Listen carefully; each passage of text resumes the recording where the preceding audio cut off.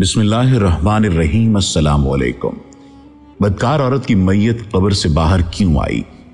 जिना की मुर्तकब खातून को क्या सजा मिली?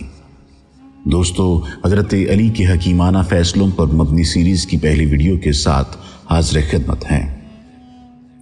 हजरत सैयदना मौला अली के कुछ दिलचस्प और मुश्किल फैसलों को सुनिए और देखिए कि कैसे आपके फैसलों ने परेशान हालों की परेशानी हल की, दुखियारों का दुख दूर किया और आजमाइश में घिर जाने वालों को आजमाइश से निकाला। मैं इल्म का शहर हूँ और अली उल मुर्तज़ा करमुल्लाहु वजहहू उसका दरवाज़ा। ये फरमाने आलिशान हजरत सैयदना अली उल मुर्तज़ा करमुल्लाहु वजहुल करीम के लिए सरकार कायनात हुजूर सैयदना रसूलुल्लाह सल्लल्लाहु अलैहि वसल्लम ने इरशाद फरमाया, आप फैसले करने में इमामुल अंबिया हुजूर सैयदना रसूलुल्लाह सल्लल्लाहु अलैहि वसल्लम के इल्म का अजीम खजाना रखते थे। उस अजीम इल्म की वजह से आप करमुल्लाहु वजहुल करीम के फैसले अक्लों को हैरान कर देते थे और अब बड़े बड़े दानिश पर दंग रह जाते हैं। ज़ुबान रिसालत सल्लल्लाहु अलैहि वसल्लम ने खुद इस बात की गवाही दी है। फरमाया, तुम में से सबसे बेहतर फैसले करने वाले अली हैं।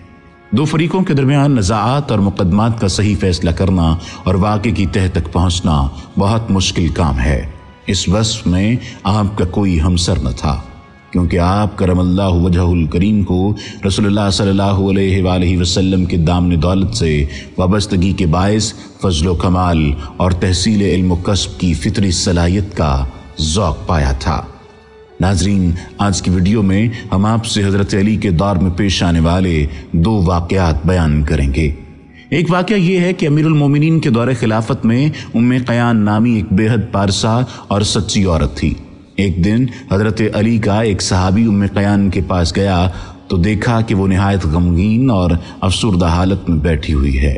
सहाबी ने दरियाफ्त किया, ए उम्मे क़यान, इतनी गमगीन और परेशान क्यों है? क्या बात है? उम्मे क़यान कहने लगी कि जिस औरत ने आज़ाद किया था वो फौत हो गई है। जब उसको दफन किया गया तो ज़मीन ने उसकी मैयत बाहर फेंक दी। दूसरी मरतबा फिर उसको दफनाया, फिर भी ज़मीन ने कबूल नहीं किया। ये परेशान कुन बात थी। सहाबी ने उम्मे क़यान से ये सारा माजरा सुना और फौरी तौर पर हज़रत अली की खिदमत में पहुंचा और सारी रुदात सुनाई। हज़रत अली करमल्लाहु वजहुल करीम ने फरमाया, ज़मीन तो यहूद व नसारा की मैयत भी कबूल कर लेती है। अगर इस औरत के साथ ये वाक़या पेश आया तो ये इस पे यकीनन अल्लाह का अज़ाब है।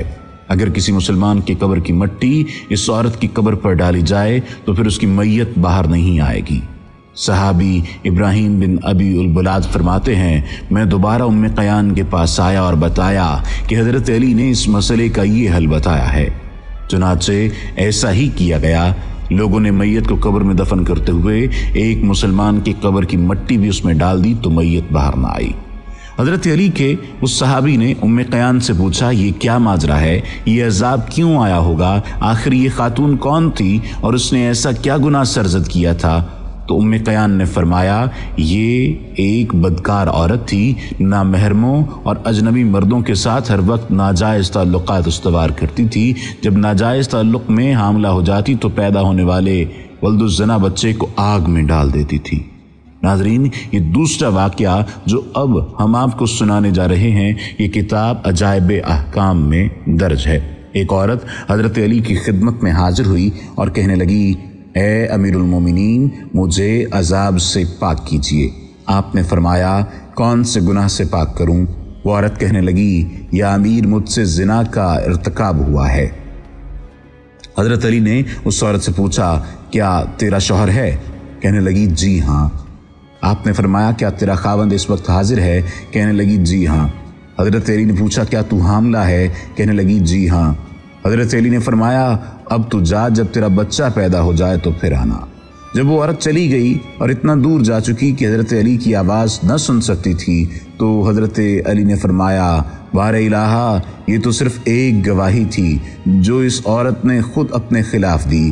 कुछ माह बाद जब इस औरत का बच्चा पैदा हुआ तो हजरत अली के पास आई, कहने लगी, मेरा बच्चा पैदा हो चुका है और इस बोझ से मुझे खुलासी मिल गई। अब जो गुनाह मुझसे सरजद हुआ है इसकी सज़ा देकर मुझे पाक कर दीजिए। آپ کی ذات تو گناہوں سے پاک ہے، آپ ہی میرے دامن کو پاک کر سکتے ہیں۔ میں جانتی ہوں دنیا کی سزا آسان ہے، آخرت کی سزا بہت سخت جو کبھی ختم نہیں ہونے والی۔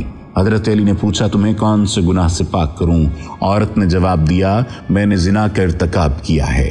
حضرت علی نے پوچھا تیرا شوہر موجود تھا یا سفر میں تھا؟ عورت کہنے لگی شوہر تو گھر میں موجود تھا۔ حضرت علی نے کہا اب جاؤ اور اپنے بچے کے حکم خدا سے پورے 2 سال دودھ پلاؤ، پھر میرے پاس آنا۔ حضرت علی نے پھر آسمان کو دیکھا اور عرض کی خدایا 2 گواہیاں مکمل ہو گئی ہیں۔ جب 2 سال گزر گئے عورت دوبارہ آئی اور کہنے لگی یا امیر المومنین میں نے پورے 2 سال دودھ پلایا، اب میں پھر آپ کے حضور حاضر ہوں، مجھے گناہ سے پاک فرمائیں۔ حضرت علی نے دریافت کیا اے کنیز خدا کس چیز سے تجھے پاک کروں؟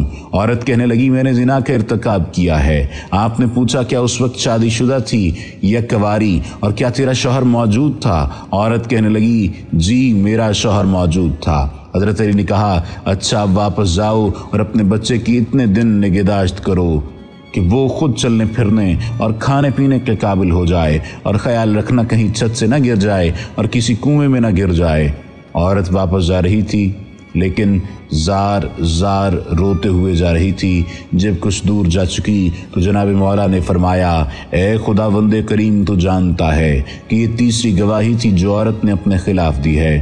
جب وہ عورت روتے ہوئے جا رہی تھی تو راستے میں بن حریث نے اسے دیکھا اور پوچھا کہ کیوں روتی جا رہی ہے؟ عورت کہنے لگی میں جناب امیر المومنین کی خدمت میں گئی تھی اور میرا یہ واقعہ ہے۔ بن حریث نے یہ سن کر حضرت علی کے پاس آئے اور عورت کا واقعہ بیان کیا۔ مولا علی نے اس سے پوچھا کہ کیا واقعہ ہے، اور عورت سے پوچھا یہ بن حریث کیوں تمہارے بچے کا کفیل بننا چاہتا ہے؟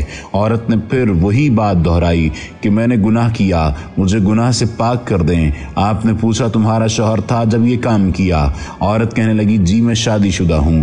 حضرت علی نے پوچھا کیا وہ اس وقت موجود تھا؟ کہنے لگی ہاں۔ حضرت علی نے آسمان کی طرف نگاہ ڈالی اور عرض کی اے خداوند کریم تو جانتا ہے اس عورت کے خلاف 4 گواہیاں مل چکی ہیں، اور یہ تیرا فرمان ہے کہ جو کوئی بھی میری مقرر کردہ حدود کو پامال کرے وہ میرا مخالف اور میرا دشمن ہے۔ حضرت علی منبر پر آئے اور لوگوں سے خطاب کرتے ہوئے فرمایا اس عورت کو کوفہ کے باہر دور لے جاؤ اور اس پہ خدا کی حد جاری کی جائے، اور ہر شخص اجنبی بن کر آئے، کوئی ایک دوسرے کو پہچان نہ سکے۔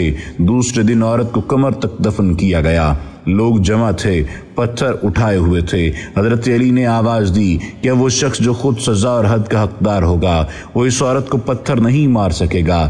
جب لوگوں نے سنا تو پتھر رکھ دیے۔ صرف امام حسن، امام حسین اور حضرت علی باقی بچ گئے تھے۔ کوئی اور شخص حد جاری کرنے کو موجود نہ تھا۔ حد جاری کی گئی، لوگ بے نقاب ہوئے، چہروں کو چھپائے، اجنبی بن کر واپس چلے گئے۔ یوں سب کی عزت کی پردہ دری بھی ہو گئی اور ایک عورت اپنے گناہ کے بوجھ سے آزاد ہو گئی۔ دوستو اس نئی سیریز کی ویڈیو کا انتظار کیجیے گا۔ یہ ویڈیو، یہ فیصلے آپ کو کیسے لگے کمنٹ سیکشن میں لازمی بتائیے۔